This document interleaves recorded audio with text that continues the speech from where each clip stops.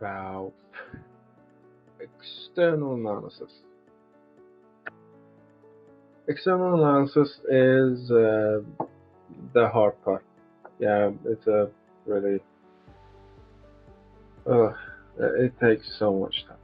It takes so much time and effort to do it the first time, but after that, you're just doing incremental changes and little tweaks and stuff.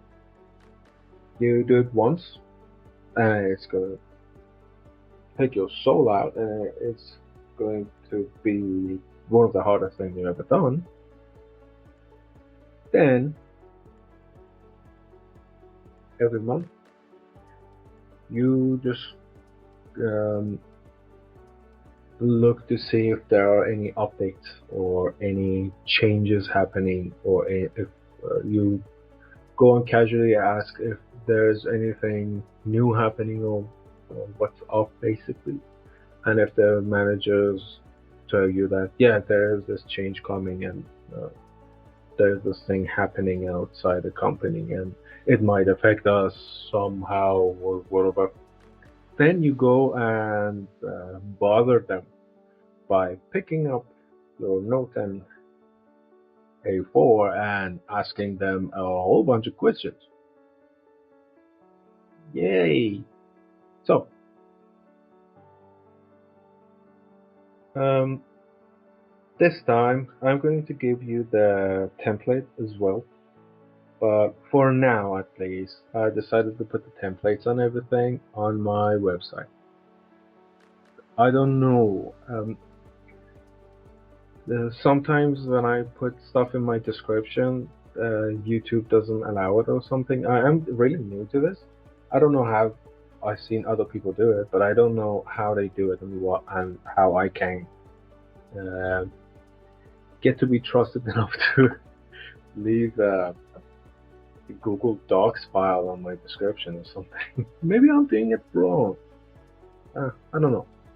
So for now, I'm putting it on my website. You can find it if you go to my channel description. Just go to the file at the website that says portfolio. You find everything over there. There's a list of all the videos and everything else as well. Also, my experience is explained there, so you can go and see this guy that is trying to teach you stuff actually knows the stuff that he's teaching you, because he's done it at X, Y, and Z for 8 years, might I add. Okay. Oh, also, by the way, I want to I reviewed my video, and I thought well, this is good. Like strategy consultants and big names and firms don't go into the nitty and gritty that much, and don't uh, you know bring all the high level stuff down to consumable chunks so they can actually teach people. But still, that's not good enough. Like you see educational videos, like how-to videos. Oh, this is how you do it. This is how you use this tool and everything. I made this. I made that. But you go and everything just works in the first try, and you go to do it and try to do it yourself, and you face a whole bunch of problems that they don't even show, they don't talk about it, they don't nothing. So if I want to do that, if something that as simple as this happens in something as simple as here's how you use this tool, this I don't know, things like Excel or N8N or stuff like that, then how many different problems are you going to face just to do a just to fill up a report.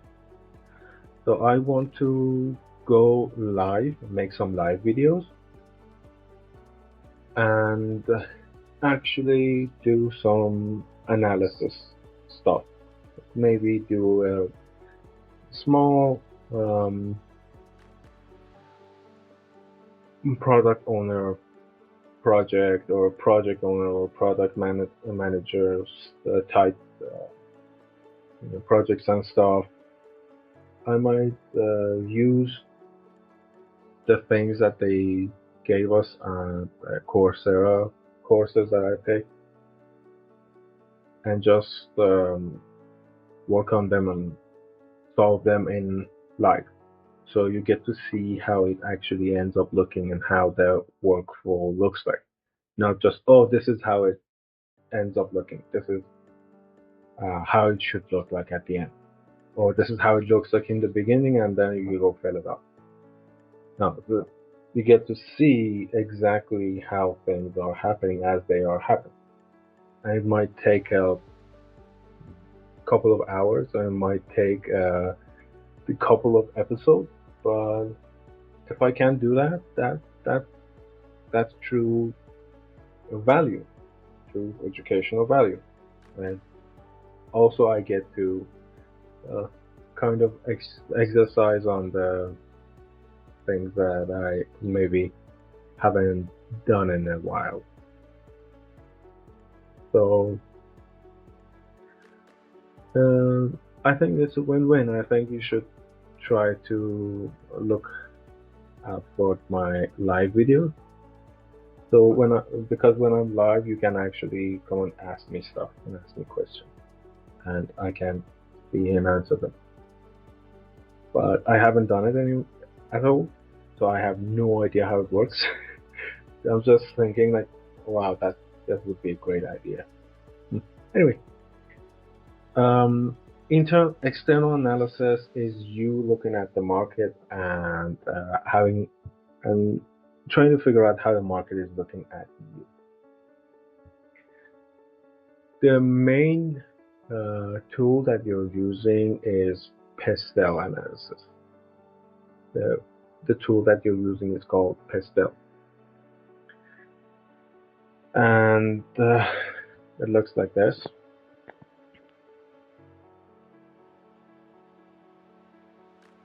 And it stands for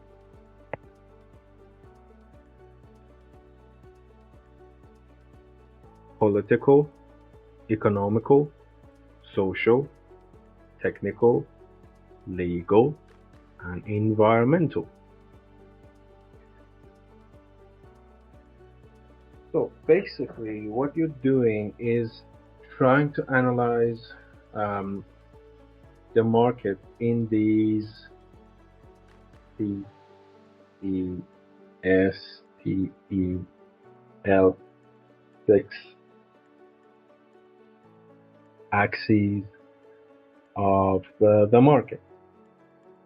You don't end up analyzing all 6 of them all the time. You don't have to, or you simply cannot. Because sometimes it's irrelevant, sometimes there are no data for you to gather from them. Sometimes it's not necessary for you to do it right now. But what I urge you to do is to gather everything you can. This external analysis is a hard one. It's a long one. This can very well take you 1 or even 2 months. So just go all the way. Just analyze everything you can. Gather all the data you need. Most of the data that you get, because they're external and they're higher level, they're like economic. When you're analyzing the economy, you're taking data that is updated like sometimes yearly or like twice a year. So get get it over with, get all the data in, and try to be as wide and as thorough as you can with this one,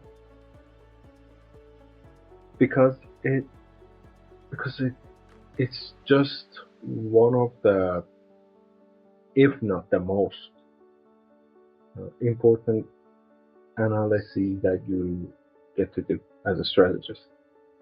The rest you can just walk and do it. Like when you after you're done with this, you can't just make a SWOT analysis, and it's not going to be hard for you.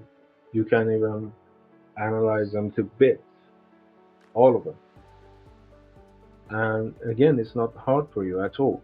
But this one is going to take time. That can strategize, you can make your strategy pillars, you can design your strategy, you can make your milestone, everything. It can be done less than a week, but no, this one is a hard one. And now you get to see what I mean by this one is a bit hard. Yeah, I'm trying to tell you, I'm trying to make it as simple as possible, but once you just see the barely naked template, you get to see what I mean. These things, this one, this one's a doozy. Yeah. And there's no going around it. You cannot say, well, political um, state is fine. No, no, no, no, no. You don't do that. You get into the nitty and gritty. Yeah, you do. You go to the main sub factors that determine these ones, as you actually saw in the picture that I showed you. And then for each main indicator, there are a whole bunch of sub indicators that you have to analyze. So, may God be with you. And you have fun. Yeah.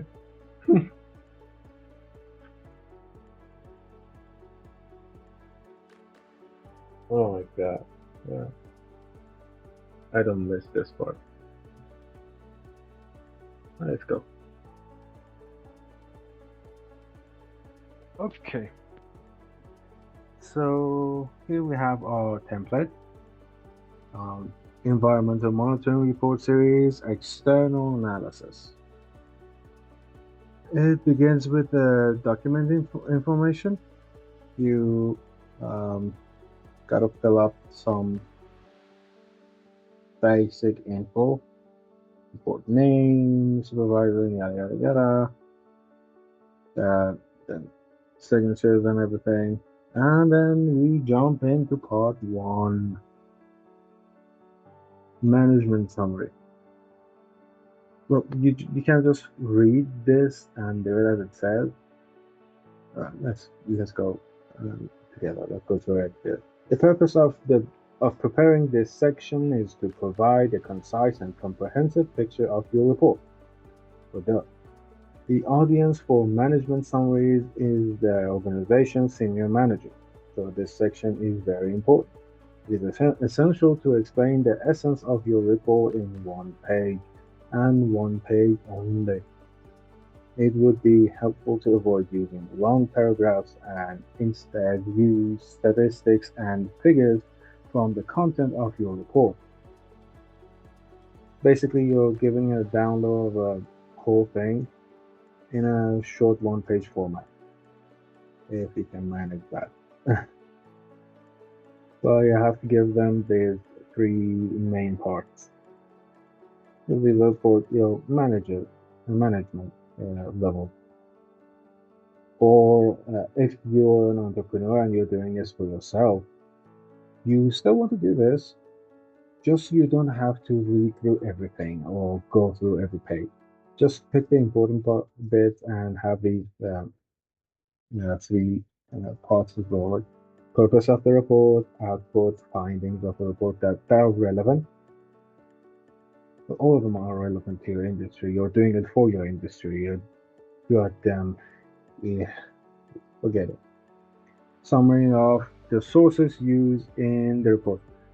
You don't have to use put the summary in your first page because it will be more than one page. Your report. Here's mine. Yeah. Just wanted to show that this is it. This is the first problem that you have, A, and here is a B and C. That's an example. And we have part two. So we analyze our stakeholders, remember? And we will bring them here.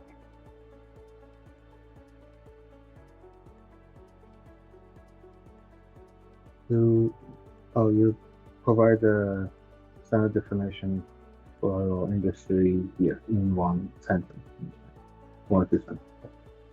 Then you complete the table of the customers and competitors. You have this from your stakeholder analysis. You analyze your customers and everything. You know your direct and indirect customers. Maybe you found out that you can have your business is B2C, but you can have some B2B customers. If you do some changes, you can put them here as well. As I said, try to be as broad as possible when it comes to this report, because it's going to be helpful for the future things that you do. Every kind of thing that you need to do in strategy, you need both your external and internal analysis. You usually come back to these two, and external analysis is the one that you mostly go back to, more than anything else. So, completing the table of achievement, key success factors, okay, key success factors, KSF. Basically, you get this from all the interviews that you've done with the different management up until now. Also, your own research. You find your key success factors. What does the company need to stay competitive? What do your customers need? The demand analysis. You need to do a demand analysis. By the way, this is not a demand analysis, and this is not how it looks like. Determine customers and write down your industry or industries in here. And you're doing one of these KSF tables for each industry. So remember. And this is your PESTEL that I showed you before. This is it. But you see, it's really stripped down. It's E, economical, P, political, and T, technical. It's PET. This one is just PET. I just wanted to show you, so it's not that huge. Also, you mostly end up using PET or PEST. Like, you sometimes add the social part too, but mostly it's economical, political, technical, and legal. There is the legal part shoved in here too. It's PETEL. Yeah. Anyway, so as I told you, there are some. This is the fourth from the PESTEL, and it has some main indicators. And these are the main indicators: economic indicators, monetary and financial revenue factors, infrastructure credits, and yada yada yada. And they each have their own sub-indicators that are relative to the main indicator to the force. So in economic factor, we have GDP, PPP, monetary, financial revenue would be CPI, PPI, exchange rate. Infrastructures would be capital and income. Credits would be would be different things like. This is a mix of what I did for myself and what I did for the company. So, domestic policies, foreign policies, technology trends, industries, and information and communication technology. And you have to add AI into the fray as well. You kind of have to. AI is one of the main in indicators now. It's just as important. They just made it that important. Anyway, so then you find out your sub indicators. Now that you have your sub indicators, you do what? You do this. Holy God! Yes, you do this. This is a you just give a report on you gather data on each of them. Like you see it. This one is GDP and PPP. This is a GDP. This is a PPP. And you give table source. You give title, source, publication, year, GDP, PPP. See, this is sub indicator. So you'll gather each and every one of them data in this format. And you don't shove them together like I did in here because GDP and PPP are kind of intertwined. So I could do it, although you can't do it. Don't do it. At the end of it, you put an explanation. And you go next.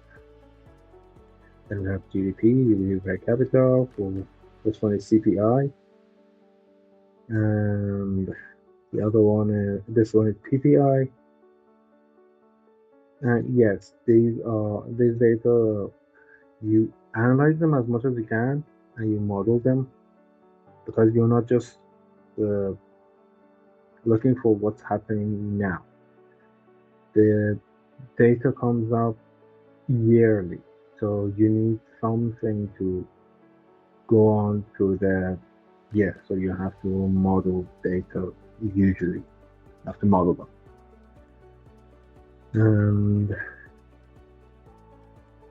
And I would show you every bit of data set that I have, but I cannot do that. Some of the modeling systems that I use is proprietary, but I cannot share them. They're not like it's not like they're so special or anything. No, nothing like that. It's just they're proprietary, and they don't.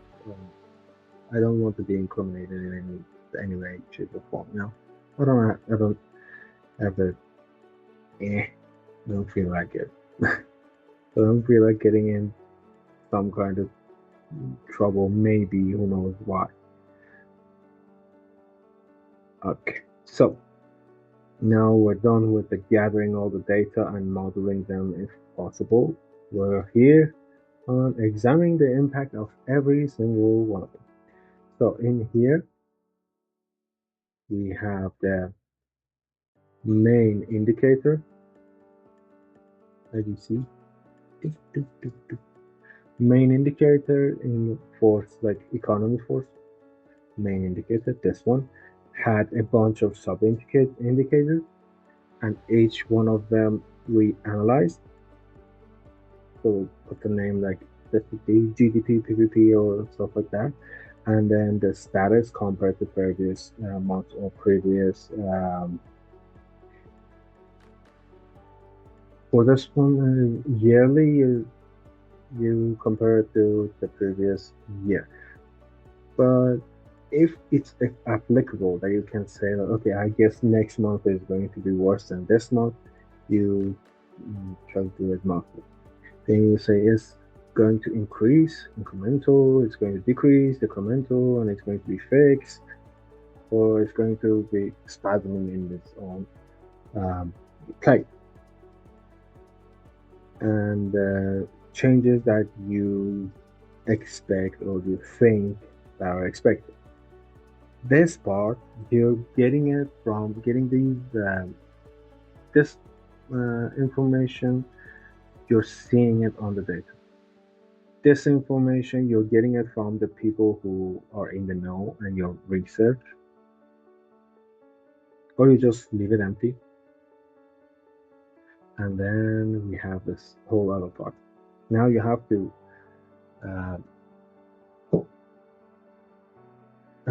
write down and analyze how your sub indicator is going to affect your competition, your customers, and your suppliers. Who are your competition? Who are your customers? Who are your suppliers? You have analyzed them in your stakeholder analysis because mm, when you do stakeholder analysis in a strategic from a strategic point of view, you usually do these anyways, although you might not interview your competition, obviously, or you do it without them noticing. It's a bit shady, like calling them competition or going to the competitive store and purchase stuff and ask them stuff and get some information from them. Um, you analyze them to at least to a certain point of view, and then you see how the changes that you discover in the sub indicator is affecting them or going to affect them likely. And then you forecast for next month. You put down something, you write something yourself, you go to your managers and they write something. You ask an expert and write something, and you research and you write something, and basically you put the very, very, very smushed down summary of the point, the business here, the forecast. And you do this, all of this that took me like 5 minutes to 5 to 10 minutes to explain. You do this for every single goddamn sub indicator, every single one of them, and for every single one that affected stakeholders or the area of influence is different, so they might have different things instead of competitors, customers, or suppliers, or at the very least, the competitors, suppliers, or customers might look different from the other sub indicators' point of view for your business. And keep doing it. Now, after you've done that, you go to the next main indicator and every sub indicator for that main indicator, and just, yeah, good time. Good time. And this is just for the economic one, and it's empty, as you see, it's absolutely empty, and it's 1, 2, 3 pages. Yeah, good time. So imagine doing that for all of the PESTEL, and yeah, there you got it. Part 6, data analysis. The analyzing the data. It's not data analysis, you already done all the data analysis in this part when you were modeling the data. To gather and monitor the data. This is basically giving me a summary of the summary. So you found every single one of these, and now You want to find the sub-indicators that had the greatest positive impact and the sub-indicator that has the greatest negative impact. Why do you think that is? Why do you think that is for every single one of them? Again, then you go to other people and ask them. Um, in their cases, that they go and take advice from their mother company, the holding, their senior directors in the company, and the different company units that are experts in different areas. And you gather all the advice in here, and you gather all the suggestions that they give you for taking advantage of the indicators that affected you that has the most positive impact, or aka opportunities. And you do the same for the threats. You basically go and ask people with the know for advice, basically, or you go uh, Google and research it. If you're an entrepreneur, you're working solo. If you're working solo, like most of your work is done already.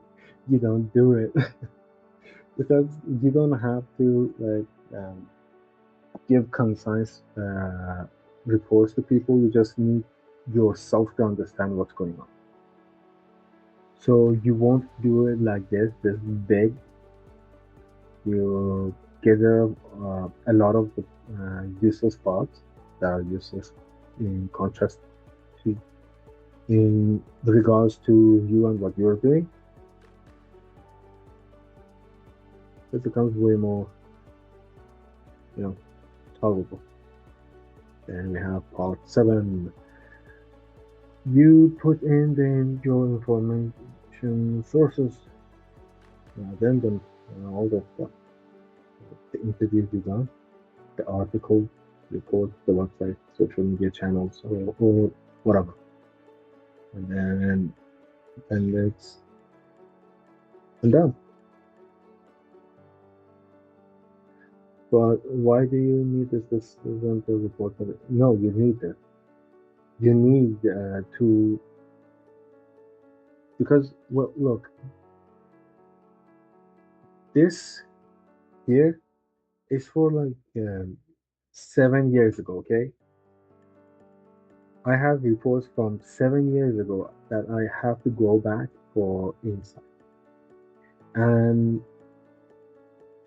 it's really important to leave these things for yourself so you know where to go look for an offer.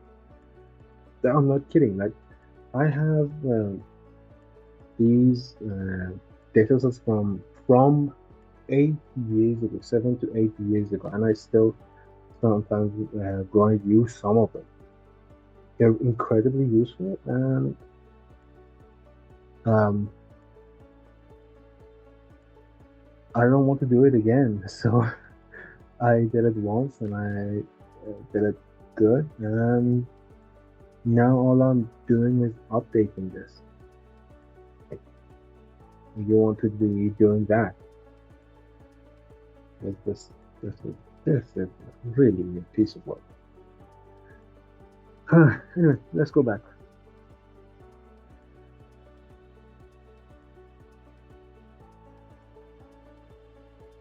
See?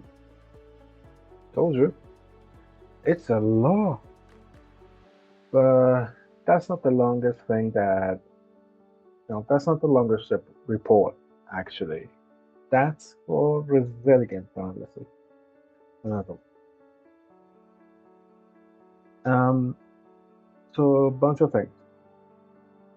When you're analyzing your stakeholders in the stakeholder analysis, you basically get insight, and you use that insight in this external environment analysis because, well, in your internal analysis, some of your stakeholders are internal and some of the stakeholders are external, like customers. They're outside your company. But the end users are usually outside of your company, right? Because you don't sell yourself stuff. What are you doing if you're selling yourself stuff? What, okay, I'm gonna sell myself this pen. Oh, this is a lovely pen, but I can't afford it. No, dumb. Hmm? So, um, you analyze your stakeholders, and you're trying to understand now how the market is affecting you and your external stakeholders. In your internal analysis, you analyze how you are affecting your surrounding, and that includes your stakeholders. But mostly what you're doing is you're gathering insight from them rather than analyzing them. In this is more analytical. So, yep, that's it. Um, yeah, this is one of the hardest parts because there are so much analysis that you need to do and so much data that you need to gather, but it's worth it. If you do it right, you just do it once, and then you update it um, every 2 to 3 months, depending on what is the thing that changes fastest within the PESTEL. That you find some top indicators, top to the main indicators that are in the picture. In fact, let's see it again. You see, every single one of them have some um, main indicators under them. It's listed right now, and each and every one of them have a sub indicator. So, mm, for every sub indicator that you analyze, you find out the one that changes the fastest, and that one shows you how fast you need to redo your external analysis. Or sometimes some freak accident happens. Like when AI came, then became a thing, ChatGPT became a thing and took everywhere. You needed to do it. Even if you did it like 2 days ago, you had to do it again. You had to do the external analysis again because now there is ChatGPT. Hmm? So something crazy happens, you have to do it again. Or the one that changes the fastest gets updates the fastest. That uh, indicates how fast you're gonna do it. But no, you're not going to do it faster than monthly. Funny enough, traders, stock traders, and crypto traders, they basically do external analysis on a minute-to-minute basis. But they don't do it like this. They do it very, very, very small increments. So again, this one that I showed you is the top level um, strategist level stuff. It's too detailed for most things. Um, You don't need to be this detailed to gain enough uh, insights for your um, market and your need. But it, as I said, it's good to have everything that you might need. So be thorough and be broad. Okay. As always, thank you. Thank you for everything. Um, please like and subscribe.